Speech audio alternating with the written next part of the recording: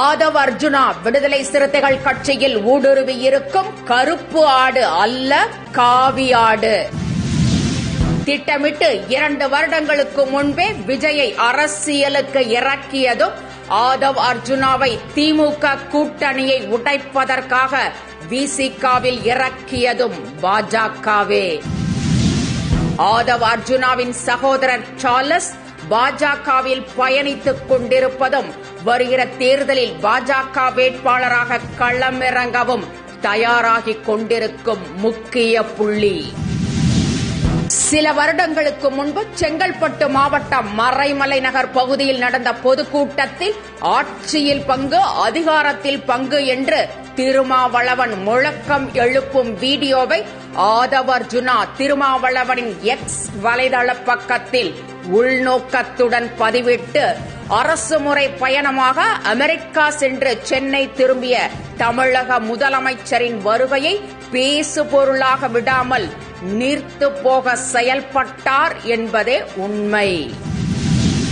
உடனடியாக அந்த பதிவை நீக்கிவிட்டு அது அட்மின் பதிவு என்று விளக்கமளிக்கப்பட்டது. யானை வரும் பின்னே மணியோசை வரும் முன்னே என்பது போல செப்டம்பர் 14 ஆட்சியில் பங்கு, அதிகாரத்தில் பங்கு என்று பதிவிட்டார் ஆதவ். அதே முழக்கத்தை அடுத்த அக்டோபர் 27 நடிகர் விஜய் முன்மொழிகிறார். இதிலிருந்து வெளிப்படையாக தெரிகிறது பாஜகவின் காவி ஆட்டம். ஆதவ் அர்ஜுனாவின் காவி சாயம் வெளுத்த போதுதான் மார்ச் மாதம் ஆதவ் அர்ஜுனா வீடு மற்றும் அலுவலகத்தில் அமலாக்கத்துறை சோதனை என்ற நாடகம் அரங்கேறியது. அதற்கடுத்து விஜயுடன் சேர்ந்து புத்தக வெளியீட்டு விழாவில் திருமாவளவன் பங்கேற்க மாட்டார் என்ற செய்தி வெளிவந்ததும் மீண்டும் அமலாக்கத்துறை சோதனை என்ற நாடகம் ஒன்றை நடத்தி காவி சாயம் வெளிப்படாதவாறு ஆதவ் அர்ஜுனாவை பாதுகாத்தது பாஜக. டிசம்பர் 6 தமிழக அரசியலை திசை திருப்பும் நாள். விஜய் திருமாவளவன் பங்கேற்கும் விழா என்ற தலைப்பில் தினமலர் பத்திரிகை வரலாற்றில் முதன்முறையாக விசிகாவின் செய்தியை முதல் பக்கத்தில் தலைப்புச் செய்தியாக பதிவிட்டு ஆதவ் அர்ஜுனா பாஜகவின் காவியாடு என்ற செய்தியை அம்பலப்படுத்தியது.